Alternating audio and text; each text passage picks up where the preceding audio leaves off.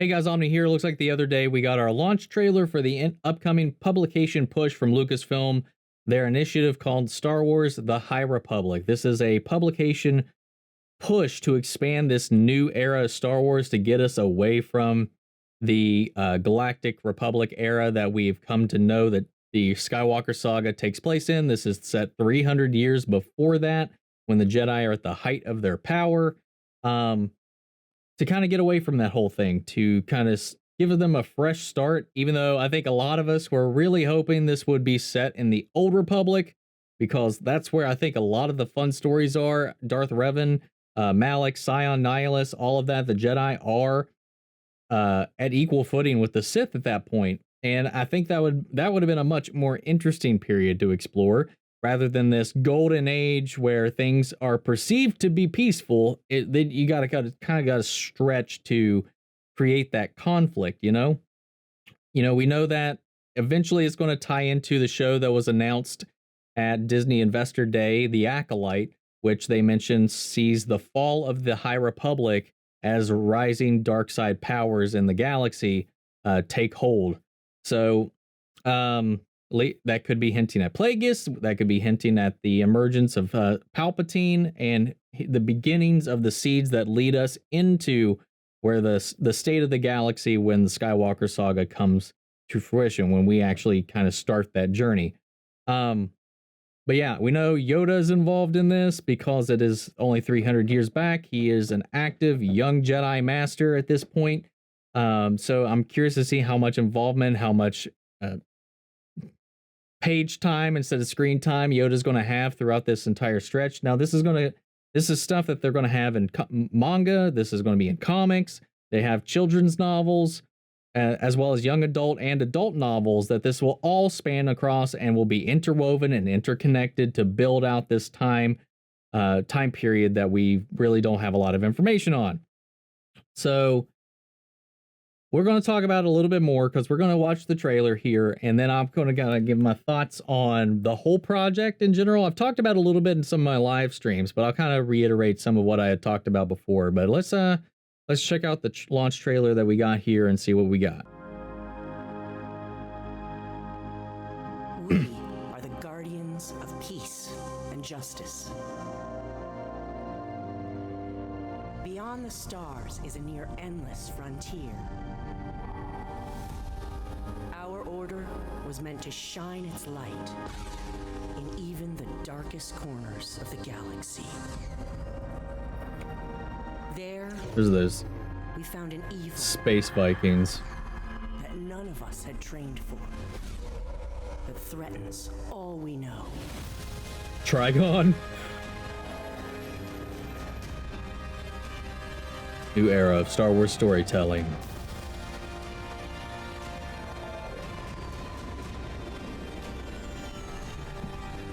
There's our young Yoda.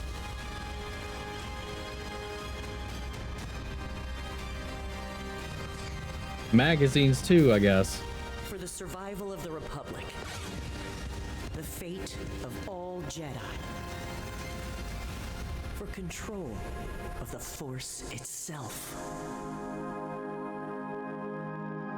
What the fuck does that mean? Alright, so to give this its fair shake, I did order this one. This was the adult novel, Light of the Jedi. I figured I was going to definitely start with that. I'm going to give it its fair shake. There was one line in the trailer that I did want to touch upon, that the Jedi are fighting for control of the Force.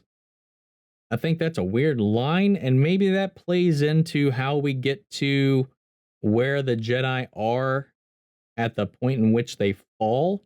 Is that maybe this is where because of this golden age, there's this rise in their hubris, and where maybe this kind of ties into, again, how you feel about it or how you don't, this belief that the Jedi tried to own the Force itself, and maybe we're kind of seeing the decline of the Jedi, or the vanity of the Jedi start to really creep in as they are at this peak in power within the galaxy. Now, the looming evil that they talked about, that they discovered this, from what they said in the original concept trailer, is really just a group of space Vikings, not Mandalorians. It's us. They're more of like a pillaging and plundering kind of uh force in the galaxy that starts to come out. These clans that are just kind of scouring, terrorizing the outer rims and the outside the core worlds and stuff like that, and start to threaten the core. I think is kind of what they explained it as. Because I think during this period, this falls within when Mandalore itself, the culture was still primarily pacifistic. I'm not sure how long Satine had ruled and that had been a thing. I can't remember, but I'm pretty sure right now the Mandalorians are to a minimum mostly contained to their planet and not really out there. Because at the first I was like, well, it just kind of sounds like the Mandalorians, except you're making them more Viking-like. So I don't know. And they're supposed to be like this intense threat to the Jedi. And it just makes me wonder why set those constraints and not just do Mandalorians? Is that because they don't want to compete with the Mandalorian itself, or does this fall in a period where that's just kind of a weird gray area? I can't remember. Again, like a lot of these gaps between the Old Republic and the current galactic era where the Skywalker saga takes place has kind of been in flux, especially since the previous expanded universe was wiped out by Disney, and none of that really holds true. So a lot of dates when certain things may or may not have happened no longer line up. I think one thing that a lot of people have been getting hung up on, understandably so, and both not at the same time, is when they first released that initial concept trailer of the idea of this High Republic project. We talked a little bit about it back when they first announced it. I think I may have made a video about it. Honestly, I can't remember if I did or not. Because it was more of a behind the scenes of them coming to build this idea of creating this new era in Star Wars where they've got a little more wiggle room to play with, where it's not in this established Old Republic era. It's not in the current era where we've known Star Wars to be.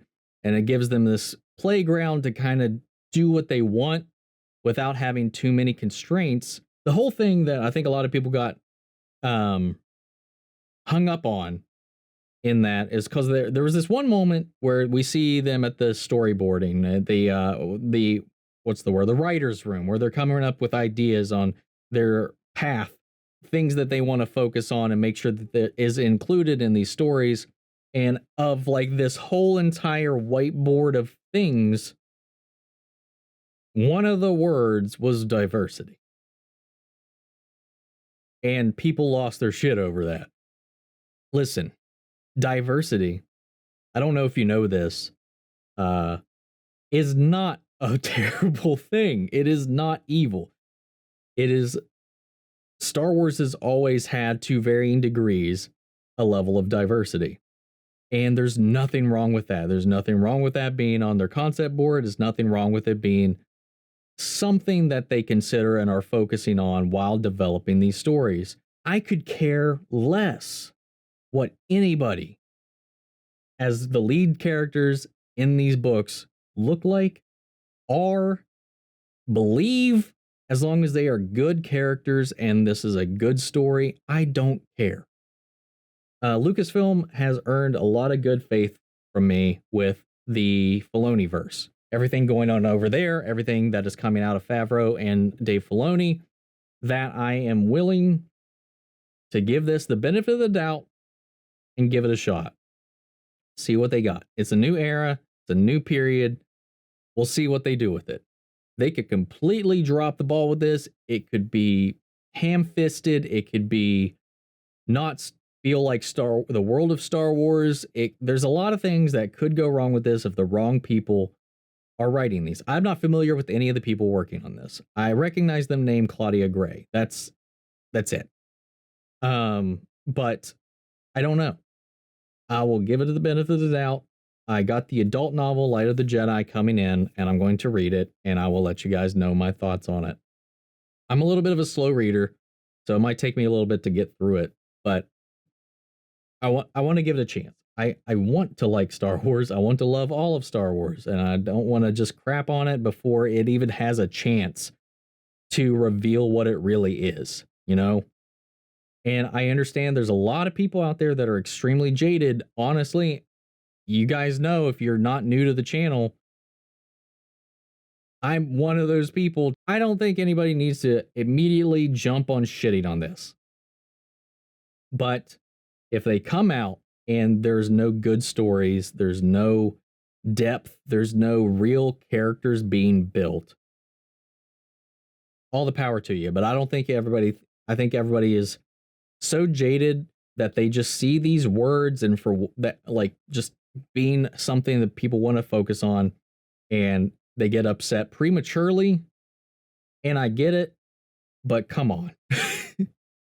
Just relax a little bit. These are books. It's in an era that is away from any characters we know except for Yoda.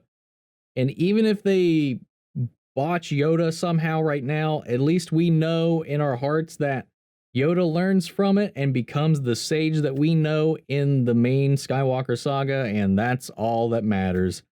People aren't perfect their entire lives. Yoda wasn't perfect when we met him, and he still isn't perfect even as a Force ghost. Forever learning, forever moving, forever evolving.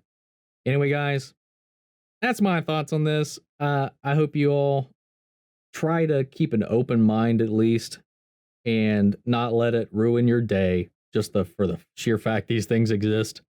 But yeah, I know talking about this is probably going to, and my opinion is going to trigger some people in and of itself, but I just hope there's some reasonable people here on the channel to understand that, where I'm coming from with it. Listen, I haven't been happy with a lot of it that's been going on since the acquisition from Lucas until the Filoni stuff started about, but that's me. And that's where we stand. I'm willing to give this a chance to prove itself before I start crapping on anything. And honestly, I don't even want to crap. If it's bad, it's bad. I'm not going to linger on it and trash it forever, because I'm sure there's going to be people that pick it up, read it, and love it, and see themselves in it. And that is still something that I respect and would never take away from somebody. I've been seeing so many people talk about this since this trailer dropped, and it's just like, there's a bunch of people really excited, and then there's just people that are so vitriolic about it, and I'm just like, we don't even know what this is yet. We don't really even know. We're just projecting onto it. Let it speak for itself. Let it present itself. Let it, do its thing. And if it works for you, it works for you. If it doesn't, then by all means, complain about it all you want. That's it. That's the last time I'm going to kind of drag this out. Thanks guys for tuning in.